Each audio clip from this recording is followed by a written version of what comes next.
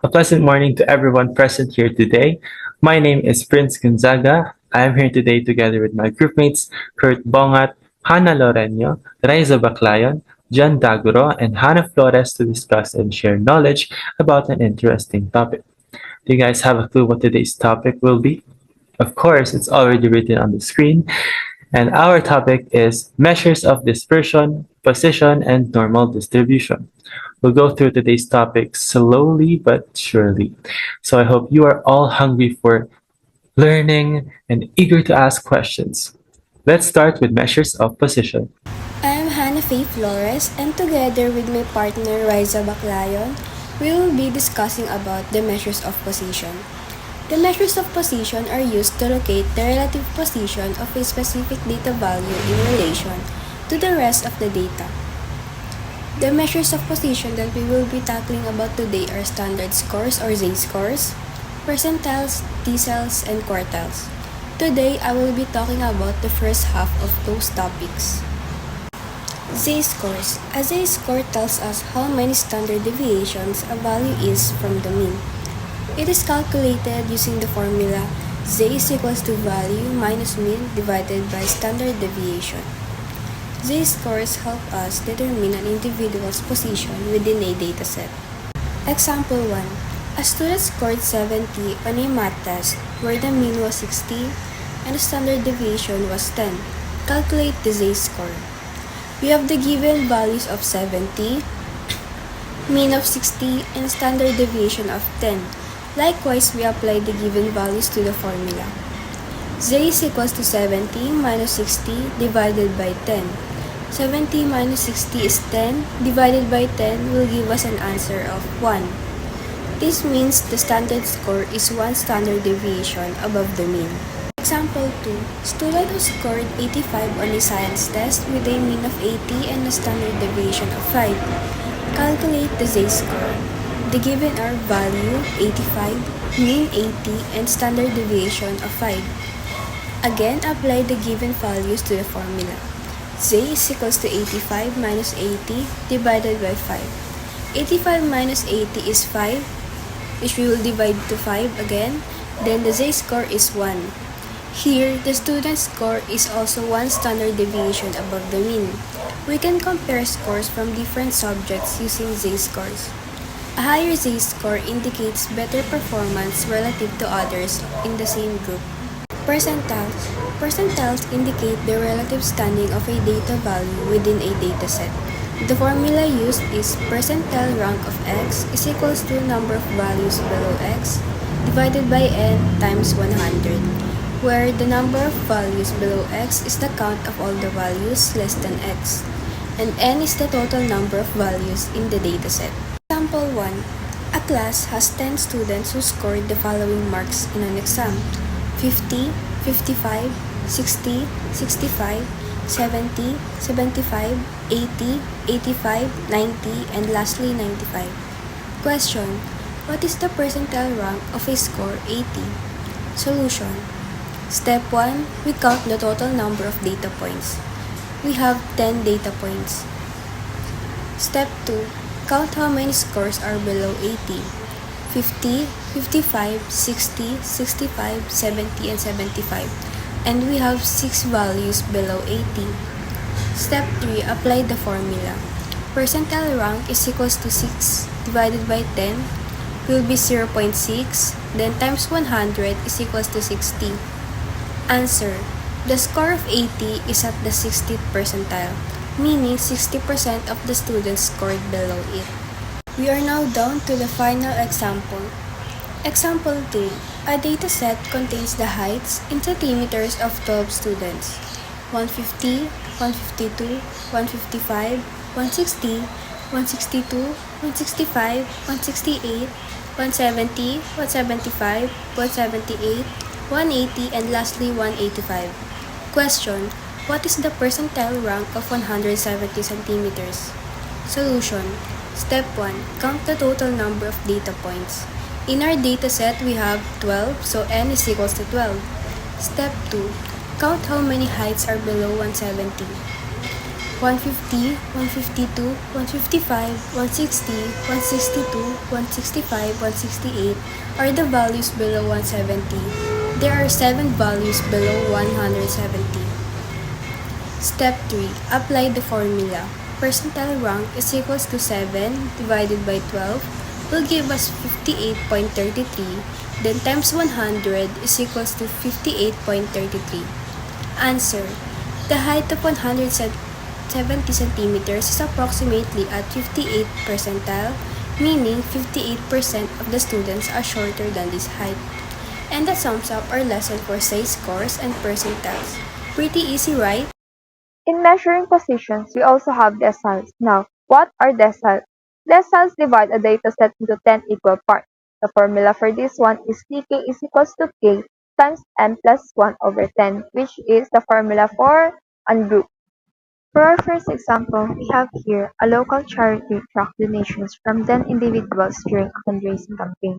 The dataset 10, 20, 30, 40, 50, 60, 70, 80, 90, and 100 represents the amount donated by each individual in dollars. Now, for this dataset, we will find D2 and D9. Always remember that we need to sort out data sets first before proceeding to compute. Now, as the dataset is already sorted, we will find the D2. By using the formula, the procedure will be as follows. So, Pk is equals to k times n plus 1 over 10, where k is the decimal number, which 2 for D2 and 9 for D9.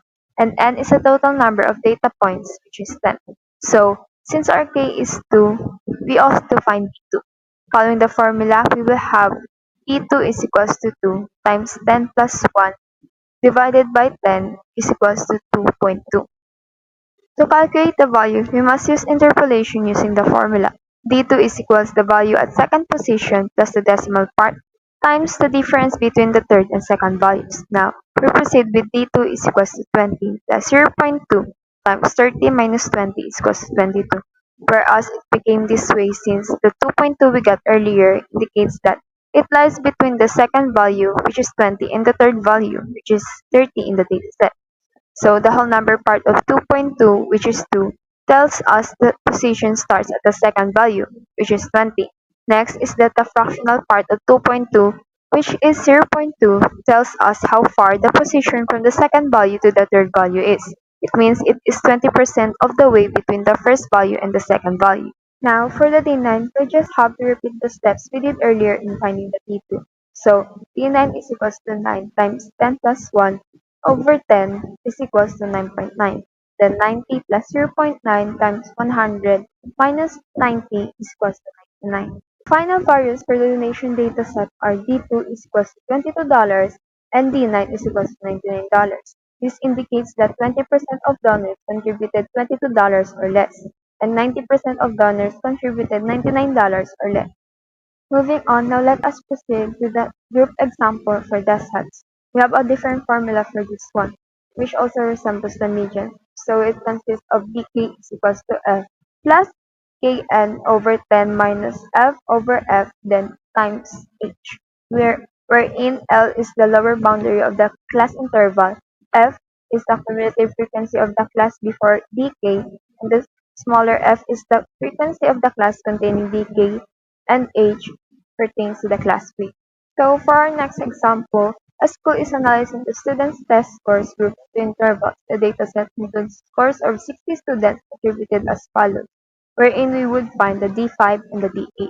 In computing for the value of the group, we must first find the cumulative frequency of the dataset. So in this case, the first one is 8. Then if we would add it to the second one, 8 plus 12 would then be 20. Then 20 plus 20 would then equal to 40. Then 40 plus 15 would then be 55. And lastly, the last one is the 55 plus 5 is equal to 6. So after finding the cumulative frequency, we will now proceed to the position of decay, which has the formula Kn over 10. So since we are finding the d5, we'll substitute the 5 to the k, then the 60 to the n. So 50 times 60 divided by 10 will be 30, and for the position of d8, 8 times 60 divided by 10 will be 40. Now we have here the formula for the group. which is the dk is equals to 11 plus kn over 10 minus capital letter F over small letter f times h, wherein the L is the lower boundary of the class interval. Capital letter F is the cumulative frequency of the class before dk, small letter f is the frequency of the class containing dk, and h pertains to the class B. And as you can see, we have substituted the values in the data sets to the L, F, and H. Now we will use the substituted values in the formula, which is dk is equals to L plus kn over 10 minus f over f times H. So for this one, we will use the 41 plus 30 minus 20 over 20 times 20, which would then lead us to the 51. The next is the 61 plus 48 minus 40 over 15 times 20, which would lead us for the D8, which would be 71.7. And last but not least, we have quartiles. So, what are quartiles? Quartiles divide a data set into four equal parts. The three key quartiles are: first is the Q1 or the 25th percentile, Q2 or the 50th percentile, which is also the median, and Q3 or the 75th percentile. Now, let us have an example. For example 1, we have here the number of books read by 9 individuals over a year. Our data set consists of 2, 4, 6, 8, 10, 12, 14, 16, and 18. So in finding the quartiles, we have steps to take. Step 1 is to sort our data set from lowest to highest value, but it is already sorted, so let us proceed. Now next is for us to determine the positions for the quartiles. To do so, we must use the formula for quartile position, which is the Qk equals to k times n plus 1 over 4, wherein k is equals to 1, 2, and 3, and n, or the number of values in the dataset, is equals to 9. So to compute it, we must first substitute the necessary values in the formula. In this case, Q1 is equals to 9 plus 1 divided by 4, then equal to 2.5. So as you can see, we didn't include the 1 in the computation. As a result, will still be the same since it's only 1. So next is Q2 is equals to 2 9 times 9 plus 1 over 4 is equals to 5. So 2, 9 plus 1 is 10, then to be divided by 4, then 2 times 10 is 20. So if we divide it by 4, it will be turn to 5. And for the Q3, we'll have Q3 is equals to 3 times n plus 1 over 4, where Q3 is equals to 3 times 9 plus 1 over 4, which will lead us to 7.5. After finding the positions of the quartiles, we must interpolate values if necessary. So don't forget that for non-integer positions, we must interpolate between the nearest data points.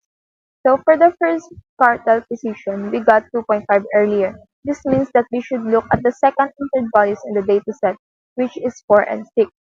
After that, we must perform the calculation using the formula Uk is equals the value at lower position plus the fraction part of the position, or the decimal point, times the difference between the two datasets, where Q1 is equals to 4 plus 0.5 times 6 minus 4, then Q1 is equals to 4 plus 0.5 times 2, which will lead us to Q1 is equals to 4 plus 1, then equal to 5.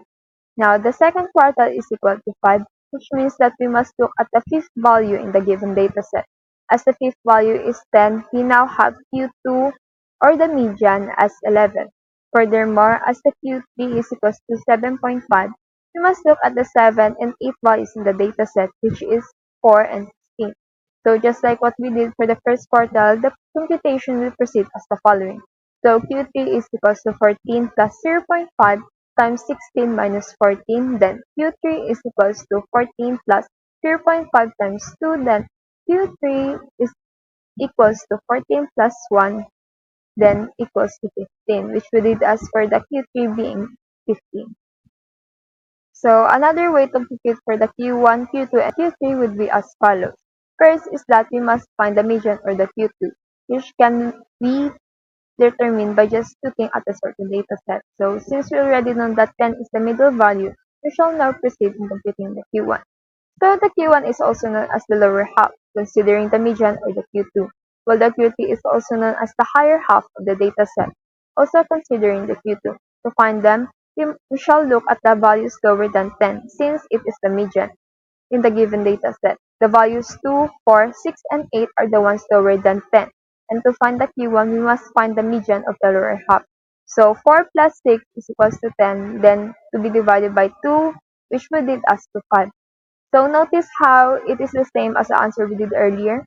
Now for the QT, we will also find the median of the values higher than the median, wherein the values 12, 4, 16, and 18 shall be used. So 14 plus 16 would be equal to 30, then divided by 2, which turns us to 15. Now we all had the final quartiles, which are the same as the ones we computed earlier. Moving on, the final quartiles consist of the following. So Q1 or the lower half is equal to 5, which means that 25% of individuals read 5 books or fewer. Then Q2 or the median is equal to 10, which means that 50% of individuals read 10 books or fewer. And lastly, the Q3 or the higher half is equal to 15, where 75% individuals read 15 books or fewer. Now let's try a second example. A recent survey was conducted to gather information on the weekly working hours of employees in a company. The dataset 4, 5, 7, 8, 14, 15, 16, and 23 represents the number of hours worked per week by 8 employees participated in a survey. So first step, as always, is to sort the given dataset from the lowest to the highest value. So our dataset is now 4, 5, 7, 8, 14, 15, 16, and 23. This dataset also needs interpolation, which means that we first need to determine the quartile position, where k is equals to 1, 2, and 3, and n is equals to 8. So using the formula position for quartile, qk is equals to k n plus times n plus 1 divided by 4, we'll now find the q1 position or the first quartile. So we'll have the q1 position is equals to 8 plus 1 divided by 4, which would then be equal to 2.25. And of course, since it's the first quartile, we don't need to include the 1 for the k. So in finding the Q3, Q2 and Q3 positions, we use the same formula. So Q2 position, which is also the median of second quartile, Q2 is equals to 2 times 8 plus 1 divided by 4, which equals to 4.5. And the Q3 position, which is the third quartile, Q3 is equals to 3 times 8 plus 1 divided by 4, which would then be equal to 6.75. After locating the quartile positions, we will proceed in locating the quartile values of the dataset. So for non-integer positions, one must interpolate between the nearest data points. In this case, as the Q1 position equals 2.25, we need to find the ones in the second and third values, which are the numbers 5 and 7. So by using the formula, Qk is equals the value at the lower position plus the fraction part of the decimal of the position times the difference between two data points. So for this one, the 2 in 2.25 pertains to the second value of the dataset, which is the number 5, while the 0.25 is the fraction part of the position, where Q1 will be equal to 5 plus 0.25 times 7 minus 5. Then Q1 is equals to 5 plus 0.25 times 2, which would then lead us to the Q1 is equals to 5 plus 0.5, which would then be 5.5. So the next one is the Q2 or the median position, which has 4.5 as its position. So for this one, we will interpolate the fourth and fifth values, 8 and 14, as follows. So Q2 would be equal to 8 plus 0.5 times 14 minus 8. Then Q2 is equals to 8 plus 0.5 times 6. And lastly, Q2 is equals to 8 plus 3, which would then lead us to 11. In the Q3, where Q3 position is equals to 6.75, we'll look at the 6th and 7th values, which are the numbers 15 and 16. So Q3 would then be equal to 15 plus 0.75 times 16 minus 15. Then Q3 is equals to 15 plus 0.75 times 1. Then Q3 is equals to 15 plus 0.75, which would then be 15.75. Therefore, the final quartiles consist of the following. First quartile or Q1 is equal to 5.5 hours, which means that 25% of employees work 5.5 hours or less per week. The second quartile or Q2 is equals to 11, where 50% of employees work 11 hours or less per week. And lastly, the third quartile or Q3 is equal to 15.75, which means that 75% of employees work 15.75 hours or less per week. And that's it. Those are the steps on finding the different measures of position. In analyzing any data set, these methods will help you summarize the data effectively. If you have any questions regarding this topic, just write in the chat box or raise your hand. Thank you. So hello everyone, I am John Andre C. Daguro, and today we'll explore the important measure of dispersion, which is the range, the variance, and the standard deviations. And this concept will help us to understand how spread out the values are in the dataset. So let's start with the range, and the range is the simplest measure of dispersion, and this tells us how apart the smallest and the larger value in the dataset. And the formula for our range is equals to highest minus the lowest value. So for our data set, which is 3, 7, 10, and 15, and also 20, our highest value is 20, and our lowest value here is 3. So if we calculate it using our formula, so 20 minus 3, which is 17, and this means the value in the dataset are spread across 17 units. Let's calculate the mean of the dataset. First, add all the values together. 3 plus 7 plus 10 plus 15 plus 20 equals 55. Now, divide by the number of data points, which is 5. So, 55 divided by 5 is equals to 11. So, our mean is equals to 11. Thank you, Mr. Bongat. And now that we have the variance, we can calculate the standard deviation, which is simply the square root of our variance. So the formula for our standard deviation is sigma is equals to squared sigma. So since we all know that the variance is 35.6, we can calculate it by just squaring it. So the square root of 35.6 is 5.97, and 5.97 is our standard deviation. And this tells us that on average, the data points deviate from the mean by about 5.97 units. And there you go, just by using the numbers of 3, 7, 10, 15, and 20, we calculated the range, the variance, and the standard deviation. A pleasant day, everyone. I am Hanna Laurencio, a second year BS Psychology student. And for today, we will be discussing what is a normal distribution. Let us know by knowing what is a normal distribution. Well, in statistics, a normal distribution, sometimes referred to as the Gaussian distribution, is a bell-shaped curve formed by the data that is symmetrically distributed about the mean. The majority of the data points are grouped around the mean, and as they go farther in either direction from it, the number of occurrences decreases. The standard deviation, or the data dispersion, and the mean, or the central tendency, are the two parameters that define this distribution according to Field on 2018. Now, the distribution of a data in a dataset may be described using a normal distribution, commonly referred to as the bell curve. There are fewer data points that show up as you approach farther from the center. With the majority of the points concentrated around it, this distinctive bell form is produced. For instance, the majority of persons in a population are medium height, whereas exceptionally tall or very short people are less. Next are the key features of a normal distribution. First is the symmetry, then the median, the mean, median, and mode are equal, and the empirical rule. Now, what is symmetry? Let us first look at this graph. Symmetry in a normal distribution indicates that the data is dispersed equally around the mean, which is the central point. Two equal portions of the curve would result from drawing a vertical line at the mean. The curve's left and the right sides are exactly the same. This symmetry implies that the data values are evenly distributed on both sides of the mean.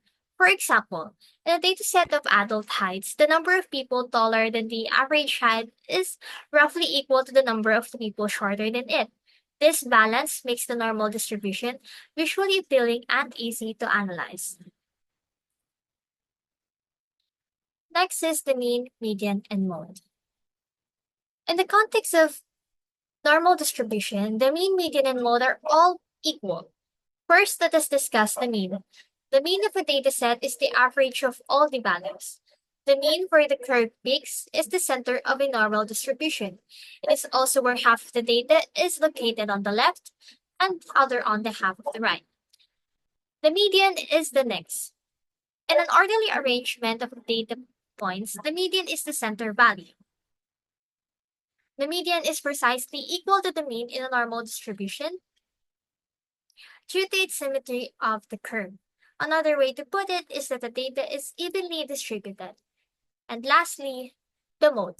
The value of the dataset that appears the most frequently is the mode. This represents the peak of the bell, right here, or the highest point on a normal distribution curve.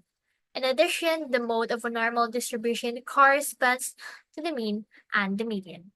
Next is the empirical rule. Most of the data falls within a certain range of the mean. About 68% of the data is within one standard deviation, 95% within the two, and 99.7% within three standard deviations. Now let us discuss the important concepts in statistics, the mean, the standard deviation, and the variance, specifically in the context of a normal distribution. The mean. The average of every value in a dataset is called the mean. The mean is the point at which the curve peaks in a normal distribution. Additionally, half of the data is located on the left and half on the right. Well, as you can see here, this is the symbol used in mean. Mean is the central point of the data that represents the average of the dataset. Next is the standard deviation. The standard deviation, which is the variance square root, indicates how far the data points typically differ from the mean. It helps us comprehend the dataset's variability by displaying the average distance between each data point and the mean. As you can see here, this is a symbol used for standard deviation. It is the square root of variance showing the average distance from the mean. Lastly is the variance. Variance measures how much the data spreads out from the mean. We calculate it by averaging the square differences between each data point and the mean. The greater the variance, the more spread out the curve will be. This is the symbol used for variance. It measures how data points spread out around the mean. Lastly, we shall discuss the normal distribution formula. So, in a normal distribution, this is the formula that we will use. To find the z, we need to subtract x, which is the score, to the mean, and then we will divide it to the standard deviation to find the normal distribution. That is all, and I hope you learned something from this discussion. Thank you very much. Now that we've learned the fundamentals of normal distribution, let's put our knowledge into practice. Here is an example. 203P from Jose Rizal University scores an exam in psychological statistics that is normally distributed with a mean of 75 and a standard deviation of 10 at 0.05 significant level. Find the percent of scores. We must look for the A less than 50 and the B at least 80. Let's start with the letter A first. Before anything else, we must know the formula. Z is equal to x minus mu over sigma. To understand the problem, we must know the values we are looking for. X is equal to 50, mu is equal to 75, the standard deviation is 10. Substitute those values into the formula. That gives us 50 minus 75 over 10. 50 minus 75 gives us negative 25 divided by 10. Our z-score will be negative 2.5. Any questions so far? We're just getting to the exciting part as we are now moving to the Z table that we will use to find our answer. Our z-score is again negative 2.5 and our alpha level is 0.05. Intersecting, they meet to create the critical value of 0.054. You guys know what this value means for us? We are now one step closer to finishing letter A, as we are now moving to the normal distribution. The probability that x is less than 50 is the probability that z is less than negative 2.5, which gives us 0.054. In the normal distribution, we can see the value at the very left part of our bell curve. This appearance tells us that the probability that x is less than 50 is 0.054 or 0.54%. Did you guys notice something? The probability is very low, which means that the students from 203B are very smart to have scored at least more than that. Moving on, we will now be identifying the probability that the student scores at least 80. A really good score, if you may ask. Again, we must write down the formula. Z is equal to x minus mu over standard deviation. By now, are you guys capable of giving our needed values? Sure you can. X is 80, mu is 75, and the standard deviation is 10. Good job. Now again, substitute time. 80 minus 75 over 10. That gives us 5 over 10. Since we all know simple math, we know that the final answer will be 0.5. Kaya pa ba?